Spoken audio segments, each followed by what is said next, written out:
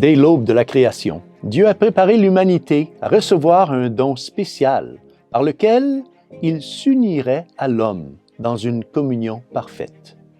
Mais même les plus importants cœurs d'anges ne pouvaient imaginer comment il réaliserait cela dans la plénitude des temps avec la venue du Christ. Au nom du Père, et du Fils et du Saint-Esprit. Amen. Chers frères et sœurs, Salve Maria et bienvenue au commentaire de l'Évangile pour ce dimanche. L'Évangile de ce 17e dimanche du temps ordinaire nous raconte le miracle de la multiplication des pains qui précède immédiatement le grand discours de Jésus sur le sacrement de son corps et de son sang. Depuis la création de l'homme, Dieu avait préparé l'humanité à la révélation de ce grand mystère eucharistique. La communion spirituelle, par exemple, qu'Adam a eue avec Dieu lui-même, lorsqu'ils conversaient comme des amis dans la brise du soir, n'était qu'une pâle image de la grande surprise que Dieu préparait.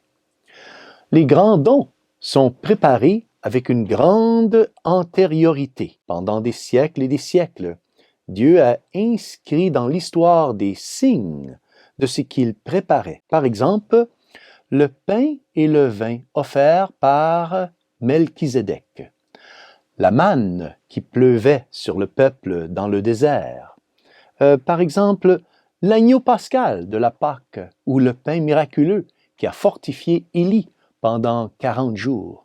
Autant de préfigurations que Dieu a distribuées au cours de l'histoire pour préparer son peuple à ce qu'il voulait lui donner, la Sainte Eucharistie. À l'approche de l'institution du sacrement de la présence de Dieu parmi nous, le cœur des fidèles aspirait à quelque chose qu'ils ne pouvaient même pas imaginer. La seule âme, oui peut-être la seule âme capable de comprendre le mystère du grand sacrement du corps et du sang du Christ était peut-être la très sainte Vierge Marie. Comme nous le dit l'Église, « Caro Christi, caro Maria », c'est-à-dire, la traduction, c'est « la chair du Christ et la chair de Marie », parce qu'il a reçu son corps humain uniquement de Marie, par l'action de l'Esprit Saint. C'est Marie qui lui a donné son corps, et donc savait probablement ce qu'il réaliserait dans le Saint-Sacrement.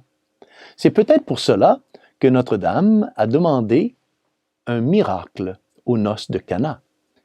Elle espérait certainement l'institution à ce moment-là de la Sainte Eucharistie. Mais le Christ lui dit que le temps n'était pas encore venu et il transforma l'eau en vin en réponse à sa demande et aussi pour montrer, pour manifester sa puissance divine. L'Évangile d'aujourd'hui, frères et sœurs, nous est présenté par Saint Jean, chapitre 6, versets 1 à 15. Et ici, nous y lisons le miracle de la multiplication des pains qui a été la préparation immédiate à la révélation du sacrement de l'Eucharistie.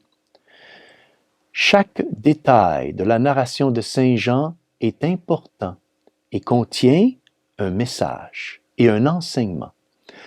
Lisons le début de l'Évangile d'aujourd'hui. En ce temps-là, Jésus passa de l'autre côté de la mer de Galilée, le lac de Tibériade. Une grande foule le suivait, parce qu'elle avait vu les signes qu'il accomplissait sur les malades. Jésus gravit la montagne, et là, il était assis avec ses disciples. Il est important de noter ici, frères et sœurs, que ceux qui suivaient Jésus, cette grande foule mentionnée dans l'Évangile ici de Saint Jean, le faisaient par intérêt personnel. Oui, car ils suivaient Jésus à cause des guérisons miraculeuses que Jésus opérait. Jésus, cependant, ne les a pas repoussés, mais il a lentement voulu élever leur vision vers le grand don spirituel de l'Eucharistie. Poursuivons notre lecture. Or, la Pâque, la fête des Juifs, était proche. Cette fête juive est mentionnée ici par Saint Jean parce qu'elle est très significative. Le véritable sacrifice pascal est celui du Christ. La Pâque juive en était une préfiguration. L'agneau pascal qu'il prenait au repas de la Pâque était un symbole de l'Eucharistie. Les Juifs avaient reçu l'ordre de Dieu de prendre un agneau sans défaut, qui symbolisait le Christ. Cet agneau était alors sacrifié pour symboliser le sacrifice du Christ. On mangeait ensuite sa chair, ce qui était un symbole ou une préfiguration de la communion eucharistique, dans laquelle l'agneau de Dieu est reçu par les fidèles dans le sacrement de son corps et de son sang. Ceux dont les portes étaient marquées du sang de l'agneau furent épargnés par le Seigneur, alors que tous les premiers-nés égyptiens moururent cette nuit-là. De même, plus loin dans l'évangile de Saint Jean, Jésus promet, « Si quelqu'un mange de ce pain, il vivra éternellement. Le pain que je donnerai, c'est ma chair, donnée pour la vie du monde. » L'évangile d'aujourd'hui raconte ensuite, avec force détail, comment le Christ a multiplié les pains pour tous ceux qui se trouvaient là, tous ceux qui étaient présents. Ce pain qui a nourri 5000 hommes sans compter les femmes et les enfants, était très certainement, j'aime imaginer, le pain le plus délicieux, le plus savoureux jamais mangé sur terre. Car c'était un pain qui était préparé par le divin boulanger lui-même. Imaginez-vous un peu. C'était une véritable préparation au don spirituel, le don spirituel le plus grand du monde, qui est la Sainte Eucharistie. Lorsque la distribution par les apôtres fut terminée, Jésus leur demanda de ramasser les restes. Il y avait exactement 12 paniers pour les 12 apôtres. Ceux-ci ne pouvaient plus douter qu'il s'agissait d'une illusion, car ils emportèrent les restes chez eux. Par ce miracle de la multiplication des pains, Jésus a montré son pouvoir sur le pain, sur la création. Dans le même chapitre de l'Évangile de Saint Jean, nous lisons que le Christ a marché sur les eaux, prouvant ainsi son pouvoir sur son propre corps et sur les éléments de la terre. Seuls les apôtres, il est vrai, ont été témoins de ce deuxième miracle. Parmi la foule qui a reçu le pain miraculeux, certains sont partis à la recherche de Jésus et ont traversé la mer jusqu'à Capharnaüm, où ils ont trouvé Jésus et les apôtres.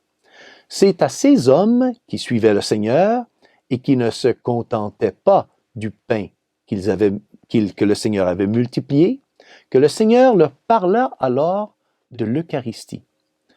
Mais ces hommes qui ont reconnu en lui un prophète et qui l'ont vu multiplier les pains, l'abandonneront scandaleusement lorsqu'il leur dira qu'il leur donnera beaucoup plus qu'un simple pain. Il leur donnera une communion avec lui-même. Jésus leur expliquera qu'il est le vrai pain vivant descendu du ciel. Celui qui mange de ce pain vivra éternellement. Mais ces paroles du Seigneur les ont scandalisés, car, comme Jésus l'a expliqué, c'est l'Esprit qui fait vivre, la chair n'est capable de rien. Les paroles que je vous ai dites sont esprit et elles sont vie. Ces hommes étaient des hommes charnels qui mangeaient le pain qui leur était présenté, mais qui ne pouvaient pas croire que la puissance de Dieu pouvait leur donner beaucoup plus. Aujourd'hui encore, frères et sœurs, certaines personnes, et oui, imitent ces hommes de l'époque de Jésus, en niant la présence du Christ dans l'Eucharistie. Ce sont ceux qui ne peuvent pas accepter que Jésus, étant Dieu, puisse faire ce qu'il veut et faire ce qu'il dit. Ils tordent et retournent les phrases prononcées par le Seigneur pour les interpréter à leur guise. Et le diable lui-même citera même des passages de la Bible pour empêcher les gens de croire en la Sainte Eucharistie. Cela me fait penser à une petite histoire. C'est l'histoire d'une petite fille, la petite Jeanne-Françoise de Chantal, future fondatrice des moniales de la Visitation. Elle n'avait que 5 ans lorsque son père reçut chez lui un grand seigneur du royaume qui, lui, était huguenot. L'homme se met alors à discuter avec son père de la présence réelle du Christ dans l'Eucharistie. La petite fille s'indigna en entendant cela. La future sainte dit alors au seigneur protestant, « Monsieur, dit-elle, vous ne croyez pas que Jésus-Christ soit dans l'Eucharistie? Cependant, il a dit qu'il y était. Vous croyez donc qu'il n'a pas dit la vérité? » Le protestant, ne sachant que répondre, voulut alors fermer la bouche de l'enfant en lui offrant des draguets, des chocolats. Mais elle les jeta au feu, avec mépris, en disant, « Voilà, monsieur, comment les hérétiques brûleront en enfer pour n'avoir pas cru aux paroles de Jésus-Christ. » Frères et sœurs, voilà une parole de sagesse qui est sortie de la bouche d'un enfant. C'est la sagesse de l'innocent. Jésus l'a dit, Jésus ne peut pas mentir, donc ce qu'il a dit est vrai et vérité. Fin de l'histoire. Demandons à la Sainte Vierge Marie de nous accorder un grand et fervent amour pour le Christ dans le Saint-Sacrement de l'autel. Et que Dieu Tout-Puissant vous bénisse, au nom du Père et du Fils et du Saint-Esprit. Amen et bon et saint dimanche à tous. Salve Maria!